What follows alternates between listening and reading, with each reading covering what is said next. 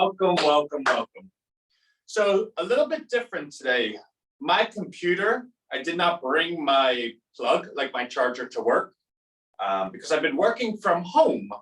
And this is going to sound silly to you, but the fact that my 1 hour commute is no longer spent in the car, but spent working, I'm trying to find the time to do the more stuff that needs to get done. And that only makes sense if you've ever been in that situation or you've been with us long enough to understand that that's really what's going on right now. Be that as it may, I did not think that my laptop would go ahead and the battery would die. I mean, I haven't been here since early, but still, right? I thought it would last a little longer. The point of all this mumbo jumbo is the fact that I'm using my phone. I do not have these screens on, so I can't see the chat. I can't see who's saying hello. I can't see anything other than myself right in front of me, which anyone that knows me is like, I think Anthony will be fine with that. Thinking about my mother, she would always say stuff like that. Anthony, at a young age, I'm not sure anyone can love you as much as you love you. I'm like, all right, well, thanks. How's my hair, right? So I wanted to do something a little bit different today. I guess I'm going to stand. Why not, right? Like, I remember when I used to work on Wall Street, there was no such thing as a chair. I'd get into my office, I'd put the chair over there, I'd get on the phone, and let's get going. Motion creates emotion, was always a saying that we said. And I always wanted to be able to be a good example for those that were on my team, because I did have a team that was employed underneath me. And, it was people that were a little nervous to get on the phone, but when they saw their team leader on the phone in front of them, having no fear of anyone that's listening to the words that I'm saying, it allowed them to find the courage to say, you know what, I can do it too. And that's always kind of been my life. I'm always willing to lead by example.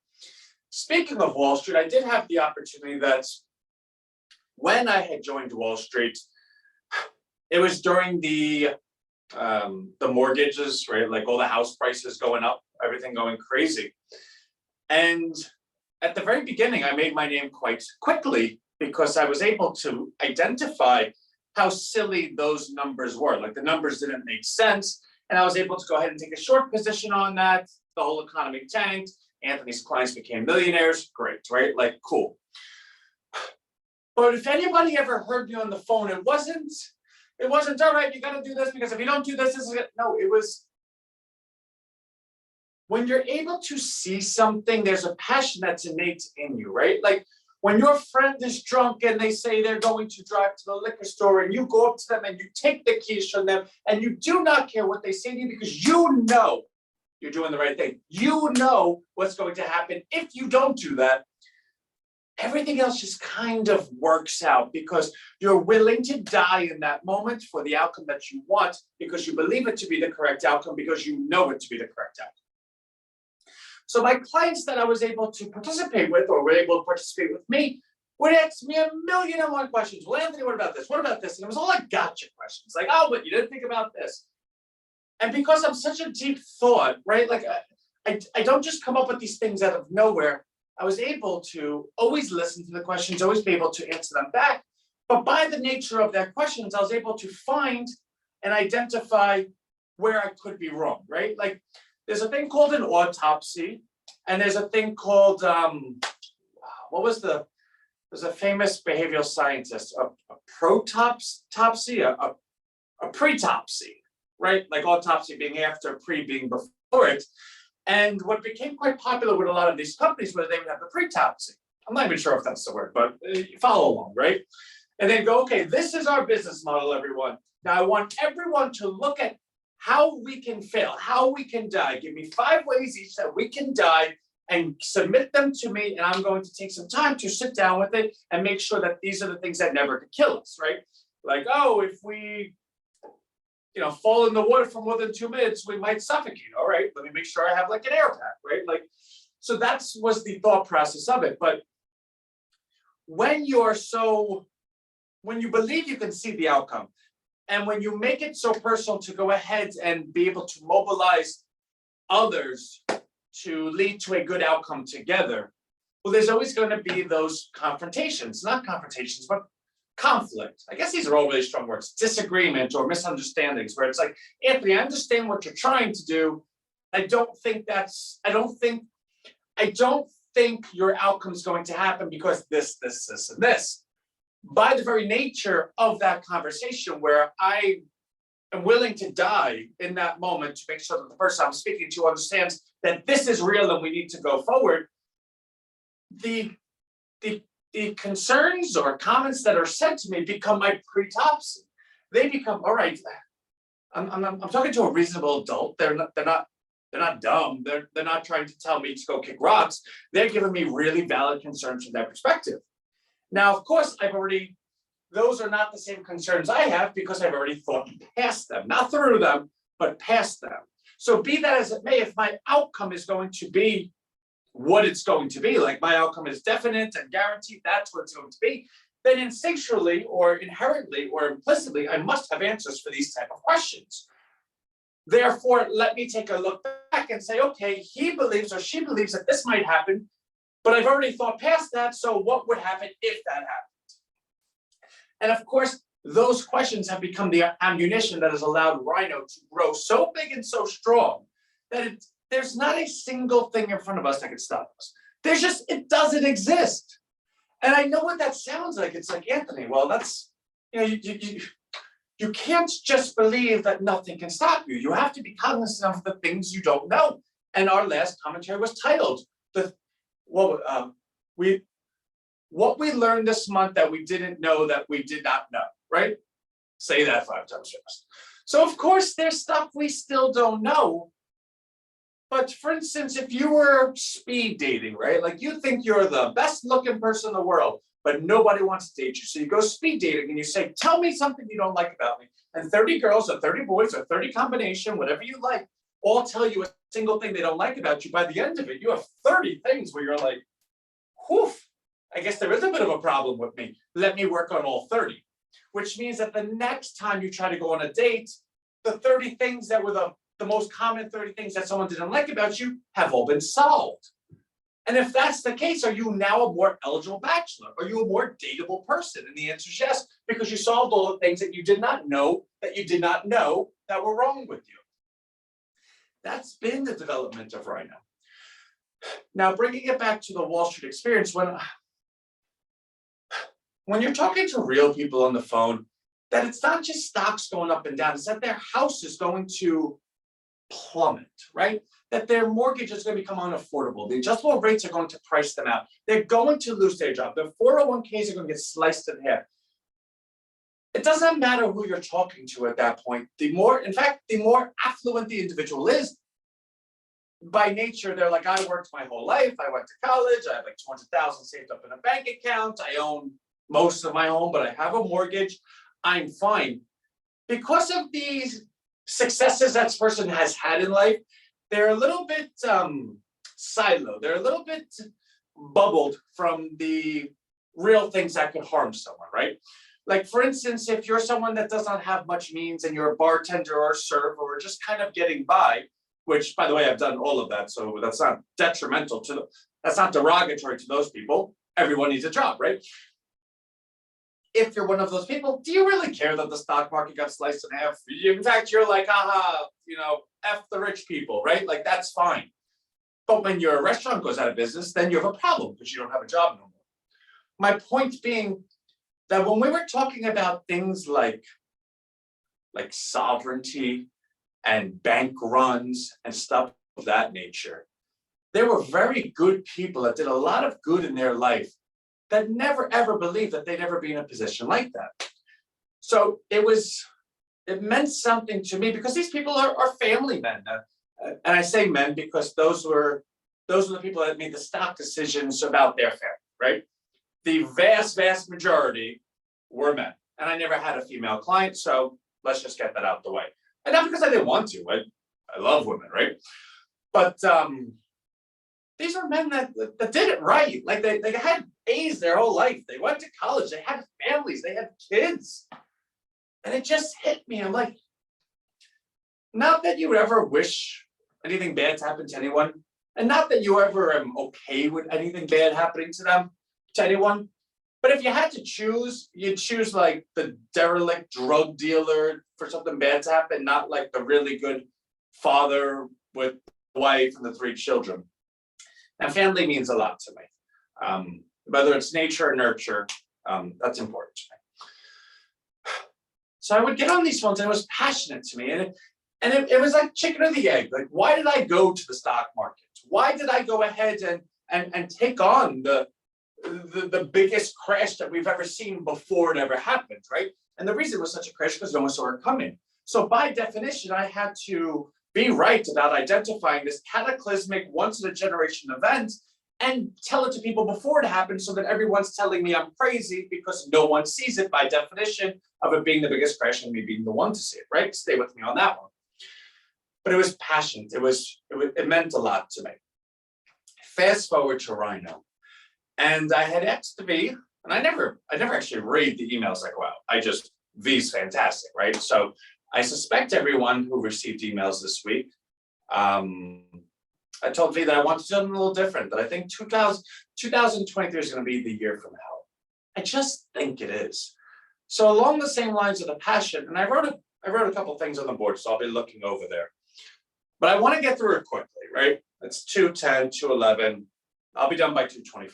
But I said that last week and it was 57 minutes, so I can't be trusted. When I talk about Rhino, it just goes and goes and goes. But I want to kind of, not layman's terms, right? Like that's, you ever see Nutty Professor? And he's like, no, you have to simplify it more with Eddie Murphy. Layman's terms. Oh, you mean rich dummy terms? And it was funny because that's kind of what it means, but no, right? I want to just say it in clear English. So the inflation problem we have today is due to shortages.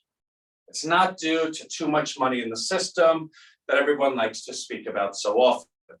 It's for those that pride themselves on being a tourist to economics, they can understand that. Well, there's more money, there's the same goods and services, more money chases the same goods and services, therefore each good and service will be a higher price, right? Like if there's $10 and 10 bananas, each banana is $1.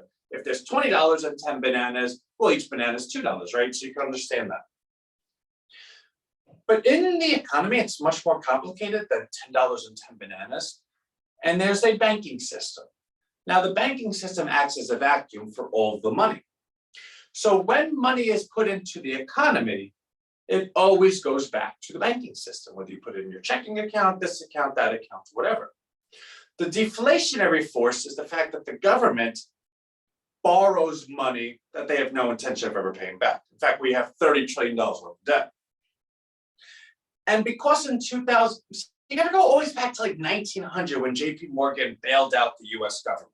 He wrote them a $100 million check or else this country would have been bankrupt. So there's always been a really cozy relationship with the government and the banks.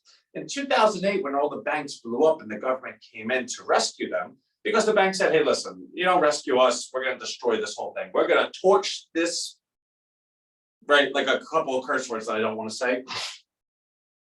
The roof is on fire, right? We're gonna just destroy this. So they held the government hostage. The government went ahead and took our money, gave it to them. Very cool. And a lot of people say, well, and they made a profit because the stock prices went up. No, like I'm not even interested a little bit in hearing that, right? But in doing so, when the government did that, hey guys, listen, you're gonna bail us out too. Well, how are we gonna bail you out? When we need to go ahead and lend, when we want to borrow money, it's you guys that are going to go ahead and buy the bonds.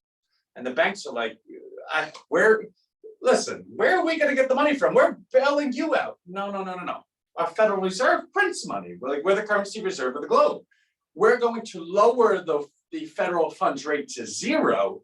So when the government, go ahead and put out $1 trillion worth of bonds, you are going to buy those $1 trillion worth of bonds, and you're going to borrow the money to do it at 0%. And those bonds are going to pay 1-2%. So you're going to get 1 or 2% on an infinite amount of money. Well, to the amount of money that we need. So you're good. This is you just get rich on it. You're just going to make 1% of what we need to borrow by borrowing it from them and giving it to us. Cool. So it's like everyone kind of high fives. And if you think the government and the banking system aren't friends, they go to the same parties. They live on the same streets. They're the big rich, those guys, right? Okay. Because the rates were so low, the rest of the world were like, whoa, Do you see what the US is doing? We don't know why, but their rates are so low. So you know what we should do? We can do the same thing. Let's borrow from them. Their rates are so low. Why not, right?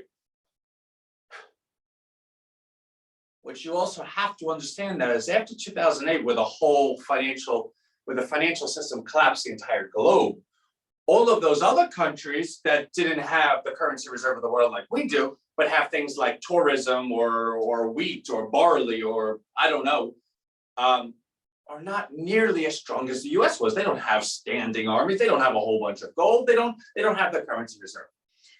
The point being, for them to lend out, for them to borrow other people's money, they couldn't use their own currency. Were you ever going to lend money to Venezuela for the Venezuelan peso, whatever it's called? Are you ever going to lend money to Pakistan for whatever they have over there? No, you never would. Never, never, never. A, you don't know what goes on in their countries. You don't know when they're going to get overthrown. You don't know when like Russia's going to invade. You just don't know. So you would never lend them money. And if you did lend them money, it'd have to be like a 10% rate, 15% rate, an interest rate that's really quite high to compensate you for the risk. Problem is those countries can't go ahead and borrow money at 10, 15%. That's only the US credit card industry. Only they are allowed to do that. And I'm making a joke, but those countries couldn't afford that interest rate. Okay, but then these countries had a great idea. They said, all right, what if we go ahead and, I got it, we'll borrow in US dollars. And then we'll use those US dollars at the really low rate to go ahead and fund ourselves. And we'll go ahead and borrow money from other people and tell them we're going to back it by the US dollar because we're borrowing US dollars because the rates are so low. And everyone's like, oh, mystery solved. Because guess what? Our country can be a complete POS, but if you're going to pay me back in dollars, well, then cool, because we know what that country's doing and we're fine with that. Okay. So this has been going on for a long, long time. And that's all good, right? So the US is keeping rates at zero, everything's fine, blah, blah, blah. Okay. Pandemic hits, COVID. The response, whether you want to argue it was political or biomedicine or whatever you want to explain or argue, it led to the outcome that it shut down a lot of industry. Okay. Well, when industry shuts down, do you think they keep everyone employed? Do you think they keep all the buildings? Do you think they pay rent on all that stuff? Like, they have to downsize so that they still have a company, but they can afford to keep the company that no one's using. So that when the economy reopens at some point, and actually the peak in COVID was election day. So, you know, Biden came in and really, all right, here I go again. Anyway, the peak in COVID was the transition from Trump to Biden, and then the economy reopened. Well, when the economy reopens, what happened? During that entire year, 2 years, you had everyone get really, really fat on the stock market and unemployment and advanced unemployment and enhanced unemployment and all this other nonsense, all this money in their account, there's checking accounts and savings accounts are the highest they've been. They paid off all their debt. They don't have a single bill to their name because everything got shut down. So now you have, and they've been sitting inside for the last year and a half thinking they're going to die. So what happens? This beast, this you only live once, look at all the money we have, comes out into the market. So now you have the supply greatly diminished because you shut down industry and the demand on steroids. So that supply and demand imbalance equals shortages. Well, when you have shortages, how does the market reconcile that? It's not like a person does it. Hey, I only have 10 bananas, but 100 people want it. All right, well, each banana is $50. Oh, 12 people could afford that? Well, I got to make it more expensive because I only have 10. $60. All right, 10 people could pay 60. I have 10 bananas. That's market forces. Here's the problem. Well, that is a problem, right? But the Federal Reserve is in charge of inflation. Inflation and unemployment. That's their dual mandate. Well, the Federal Reserve doesn't take into account the fiscal imbalances. Like they don't run the government's ledger. The only thing that they can do is raise and lower interest rates. So, hey, Federal Reserve, inflation's really high, rates are zero. 1 + 1, you better raise rates. And Jerome Powell, the Federal Reserve chairman's like, hey guys, this isn't like, I can't do anything about this. You guys are printing money, you guys are borrowing money left and right. You have all these new packages, Build Back better Bill Bob Bull, and and and and the increase in prices, the inflation that you're citing, is due to supply shortages. I can't raise rates and all of a sudden, poof, we're going to have 10 more factories. It doesn't work like that. And by the way, do you see there's a country, Russia, invading another country between the both of them, the breadbasket of the world? 30% of the wheat comes from Ukraine. Like, what do you want me to do about this? Russia is one of the biggest oil powers in the world, and you're cutting them off. You're sanctioning them. No one's allowed to buy their oil, but they're selling it to China. Now we're putting them together. What do you want me to do about it? Well, the politicians, it's not like they're the brightest people. And they're like, I don't know anything you just said. Watch this golf shot. You need to raise rates. Inflation, listen, I went to economics class. When inflation's up, you raise rates, and then you better do that. So Jerome Powell's like, okay, fine. Like, you want to raise rates? Hold my beer. So he's raising rates. Here's the problem. Not only is it not doing anything for the inflation rate, which some might say, well, Anthony, it actually is. It's not doing anything for the inflation rate. It's doing something for the demand. He's actually purposely destroying demand, because the more you raise the rates, the less the economy is able to function, because you're pulling money from the economy. When you pull money from the economy, the stocks come down, this comes down, that comes down, and all of the money coming out of the system. Like, for instance, if you have, remember that guy, the $200,000 that he has in stocks saved away? Well, if the stock market goes down 25%, he now has only 150,000. So is he going to do the same things he would have done with the 200,000? No, he has 50,000 less dollars, which means he's less demand than he was because of the destruction of his wealth.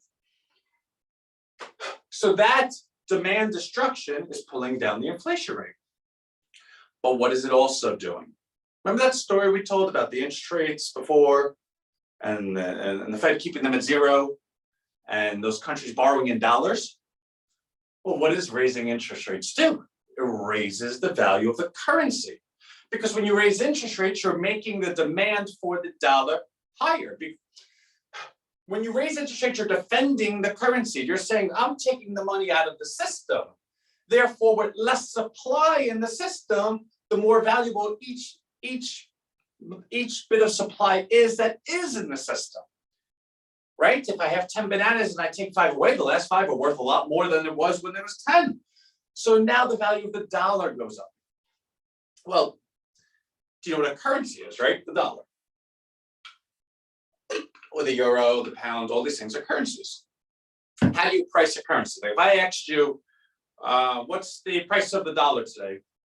You can't actually give me a price unless I ask you against what currency, because currencies transact, they convert into each other.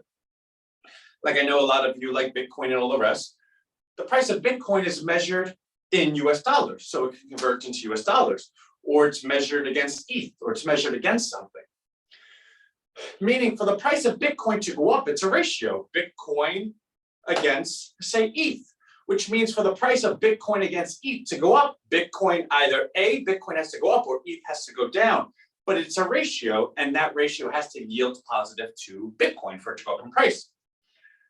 The point being, when the US dollar is going up, it's because other currencies are going down. That's the way the ratio works. I think I took that in math. It wasn't long division yet, but somewhere in 3rd grade. That's the way that works. So when you're raising rates, and the only thing that you're doing is destroying an economy, but more importantly than that, you're raising the value of the dollar. Well, ever since 2008, the whole entire world has been borrowing in dollars. You know how you repay borrowing in dollars? You pay back in dollars. So if you borrowed a dollar that was worth, say, 3, and this is not what it's worth, but you'll get the point, right? If you're borrowing, say, $1,000 and each one is worth 3, and now you have to pay back $1,000 and each one's worth 4. Well, what's the interest rate on that? You effectively borrowed at 33% interest. Remember, you couldn't go ahead and borrow at 10, 15%, but now you can do it at 33%. Well, here's the problem. It's going higher and higher and higher.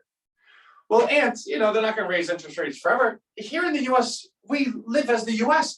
Our officials they're like pathetically, like, can I say dumb or just ill-informed? Like they don't understand what this is doing for the rest of the world, the domino effect it's having. So now you have emerging markets and actually existing markets like Europe that are like, guys, we've been borrowing in dollars this whole time. We can't pay you back in those dollars. You're sucking everything from our economy. Okay. Well, the people that understand that will then start going to the bank and saying, oh, wait, I remember in 5th grade, I learned what fractional reserve banking was. Banks don't actually have all the money that they lent out. That's what a run on the bank is called. And you can look it up, it's called fractional reserve banking. The belief is that never more than 10% of your depositors will ever come in and say, listen, we want our money. In fact, the majority of people that have money in the bank keep money in the bank. Like if you look at your bank account, it's always had something in it. Maybe not so much some of us, but the vast majority, we've always had a balance. That balance is what the bank is able to calculate and say, okay, we have $1 million in deposits. We can lend out 10 million because we don't ever believe that more than $1 million is ever going to take their money back, right? Like it all at one time, unless there's a run on the bank. When people start understanding that their countries don't have the money, they then go to the bank and say, whoa, I'm taking my money out, I'm going to convert it to dollars, I'm going to send it to the US. Countries then start imposing limits, sanctions, if you will, for people not to be able to take out that money. People then get very upset when you can't have their money. So they go ahead and, like in Sri Lanka, overthrow the government, or they go to the banks, or they start rebelling. All the while, in doing so, the supply chain doesn't get better. You now have countries that are unable to go ahead and compete in the global market. You have more supplies that are unable to come into the market, which means the prices go higher. When you have war drums beating like you have, first of all, this whole Russia-Ukraine thing, there's a very, and again, I went to a good school, so I learned this in high school. When you want to go ahead and destroy a country, you knock out their power, you knock out their water, and you knock out their cell service. That's what you do, because you want to destroy the country, right? You want to destroy the whole country and kill everyone. That's not what Russia's doing. Russia never did that. Russia went in and they have a Donbass region that they've always said, hey guys, they're Russian, we want them back. In fact, most people don't know Kiev was the original capital of Russia. Ukraine used to have nuclear missiles, right? And I forgot the accord, but they agreed to give up those nukes under 2 conditions: that Russia can never invade them, and Russia said, we'll never invade you if you just stay neutral and never go into NATO. That's all well and good until the guy Zelensky's like, hey, listen, we're going to rearm with nukes and we're thinking about NATO. And Russia's like, are you guys out of your mind? Did you not remember the accord? And then Zelensky's like, oh my God, they're coming in, they're killing us all. Putin's this bad person. The point is, it's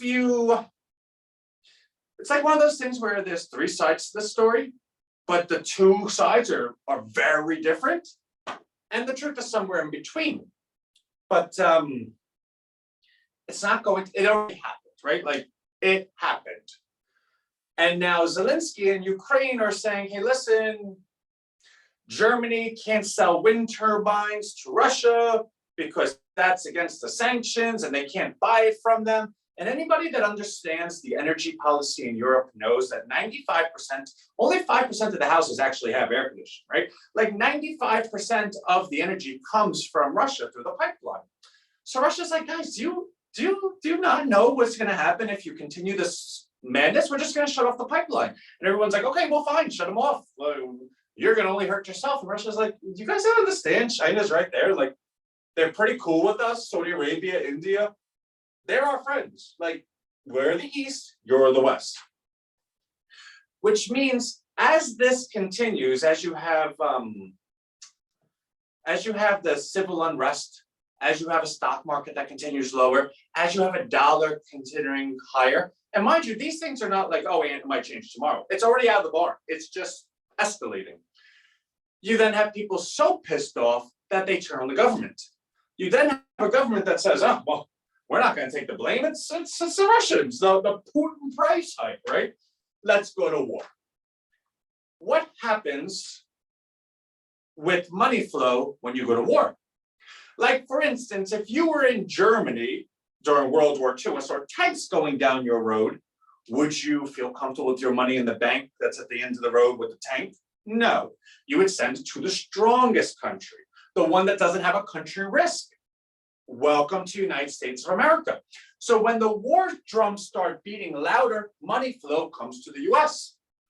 What happens when more demand comes in for the US dollar? The dollar goes higher. What happens when the dollar goes higher? It destroys everyone else. The point is, over the next, I would say August to March, you're going to see oil, energy prices spike to levels you've never seen. You're going to see war drums beating really, really quite loudly. You're going to see geopolitical unrest. You're going to see a dollar that's continued going up. You're going to see a stock market that's probably going to crash in September. And it will all bottom probably around March, because that money flow will really start coming in and they'll start buying stocks, because these are American companies that don't have the same debt as the American government, right? Like if Apple was a country, it'd be the best country in the entire world. Same thing with Google and blah, blah, not social, right? Like they do stuff. Talking about the economics. So then you'll have a stock market that'll slingshot higher for the next 5-10 years and make the roaring 20s look like child's play. But who's going to be the participant in that stock market?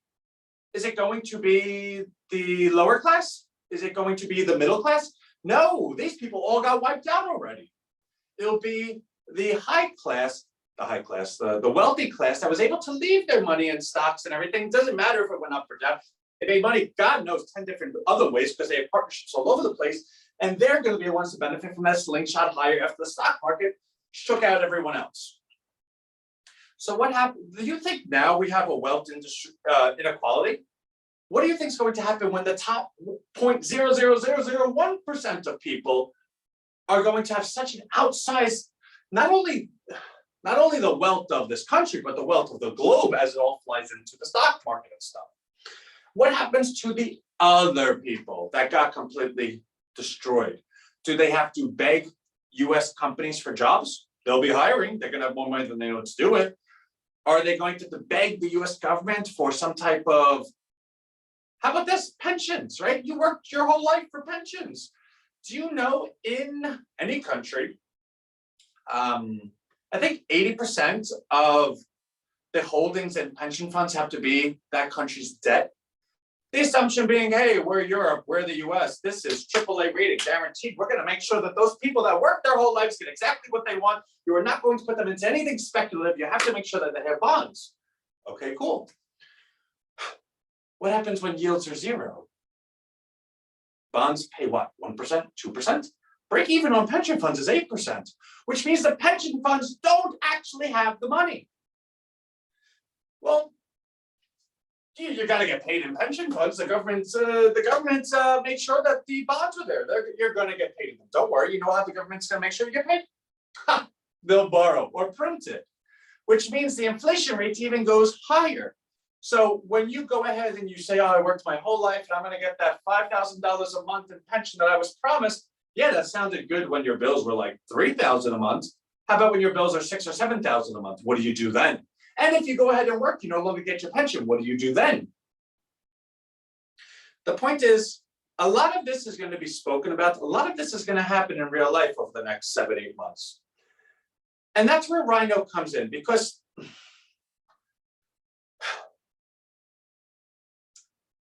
the DNA of Rhino has always been, we understand what they're doing, but we can do it better. Not that I'm, oh, well, Anthony, you think you could do it better than the US government. You think you could do it better than them. You don't have the means. You don't have the resources. I don't need any of it. They are nothing without population. Walmart would go out of business tomorrow if no one shopped there. Any elected official would not be reelected if no one voted for them. The power is always in the people. So if the people said, you know what, you guys can take it and shove it, enough. Keep everything you want. We're all collectively going to buy Rhino Bucks, right? That's it. Well, what would the value of Rhino Bucks be if the whole entire world only bought that? Well, it would be the value of the population. So how do you do that, right? Like that sounds crazy. That's what the payment system is, though. We have our partnerships with various, corporations or whatever. That sounds bad. Stripe and Binance and whatever. That actually allows you, and this will be, please by Friday, but just give me till the end of next week to finally get this out. But by opting into the Rhino payment system, what you're simply doing is allowing your transactions to be distributed the way that you want them to, right? So you go ahead and $100 comes into your checking account that you've identified. My checking account, I want 1% of the transactions that come into my checking account to go into my Rhino account. So it happens automatically. Poof! It's like 401k, right? Like where it's just auto done. And you get to go ahead and decide what that auto is. Like 1%, 2%, 3%. Do I want it in my checking account? Do I want my savings account? Do I want it in my stock account? Do I want it incoming? Do I want it outgoing? We got all that taken care of. Once you say, okay, 1%, 1%, then the $100 that comes in, 99 goes to your destined account, right? Your checking, savings, whatever. That 1%, which is the dollar, then gets sent over to your Rhino account where that dollar purchases the Rhino Bucks that are in circulation. Now, you might say, well, Ant, what's my 1% going to do? Nothing. Because no one person can do anything. But what's your 1% going to do with their 1%, with their 1%, with their 1%, with their 1%? All of a sudden, when the whole globe that realizes they're being taken advantage is able to go ahead and group and gather and say, you know what, you guys can have your own stuff. We got this. Well, Anthony, how do you really bring people together like that? Well, you have to have something of value. It's not like I'm saying, hey guys, meet me in the park at like 12 o'clock. That's what RHINOstreet is. We made the world's only localized search engine. We made it for every single locality in the entire globe. No matter where you are in the globe, within 20 miles of you will be the search results that come up for you. No Wall Street company, they're all disqualified. The only search results of your small businesses are localized to you. Well, Anthony, that sounds cool, but how do you ever get that out there? Well, we have our partnership with Salesforce where we invented new type of emails.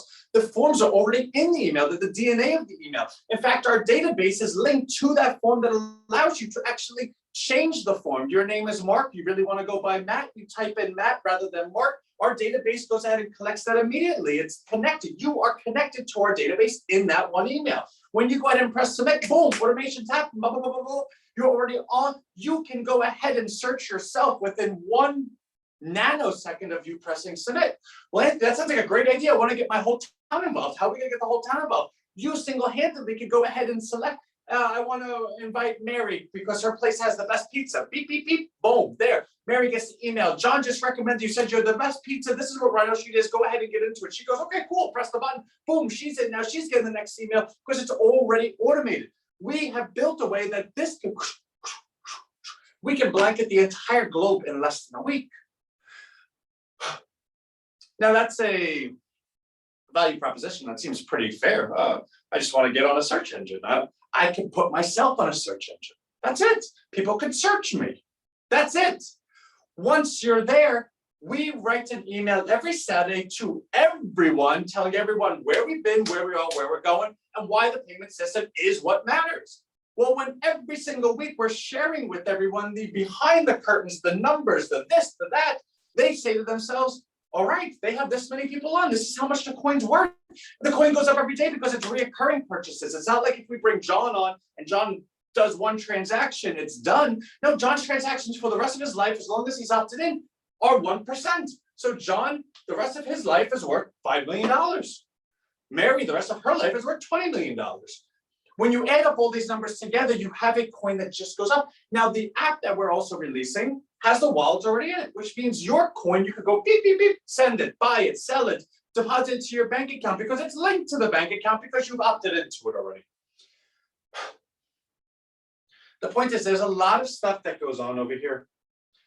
By the way, the email automations will be done by Friday and they will be done for us to start testing, which means 1 week from Friday, we can start inviting everyone to actually finally start signing up. I believe in the most optimistic sense, the payment system, which by now you could realize is like a lot, which has been worked on for the last 8 weeks. I think I'll have something done by Friday to be able to demo, to be able to test. My best information at the moment is that within 2 weeks from now, Rhino will have all this to put out. Once that happens, the world changes. And my point is, everything that I shared with you that is going to be over the next 6, 7, 8 months, you're going to have people asking a single question: what can I do? What do I do about this? And I believe that not only are we going to be the solution, but we're going to be able to be seen as the solution and shared as the solution, and easily able to invite anyone to either recommend, to share, to bring in, to invite, or for someone to find us because of the scalability and the viralness of everything that we're doing. In fact, when someone says, oh, well, you're on the Rhino payment system, you're just doing that for money. No, I'm on RHINOstreet. It's my neighborhood search engine. And because I'm there, yeah, I'm Rhino everything.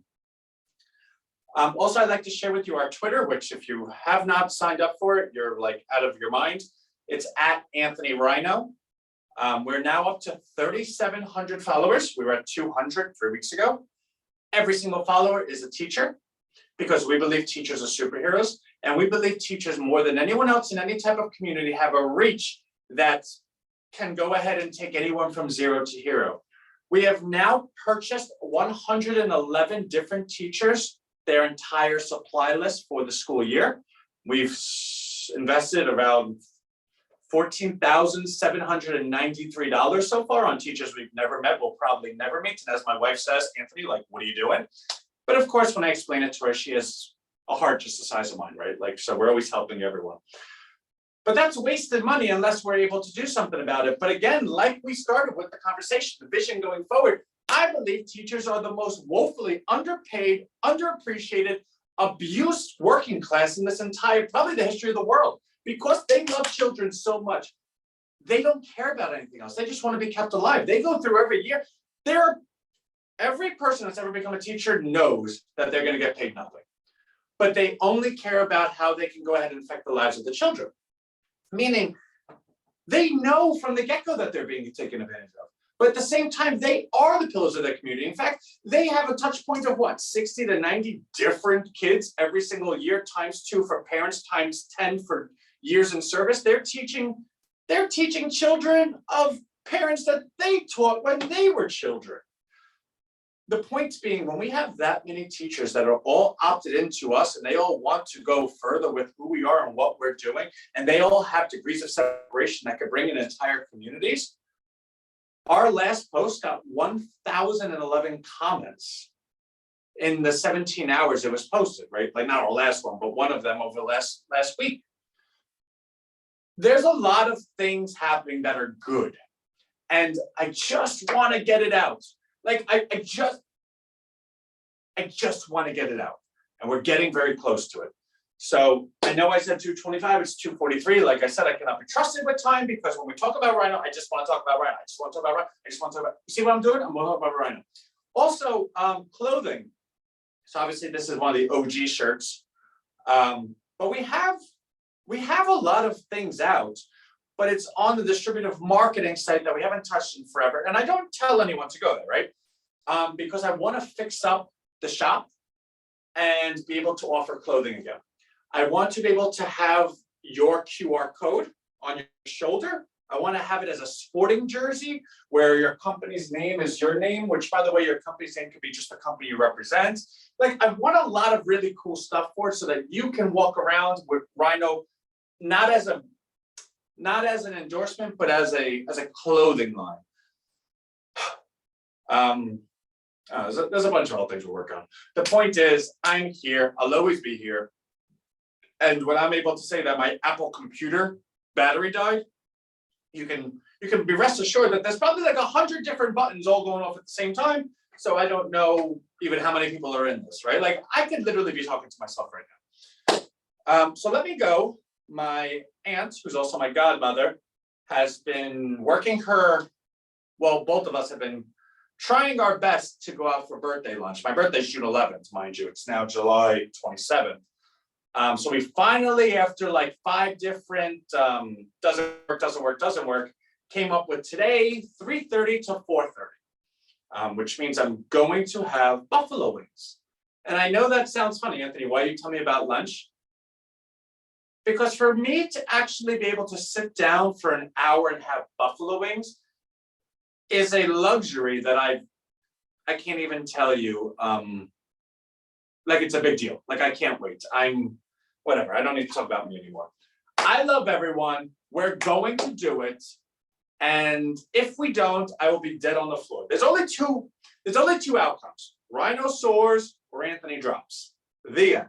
And if anyone thinks I'm dropping, you're out of your mind. Oh my God, why am I doing that? Okay, so I love everyone. I'll see y'all. Bye.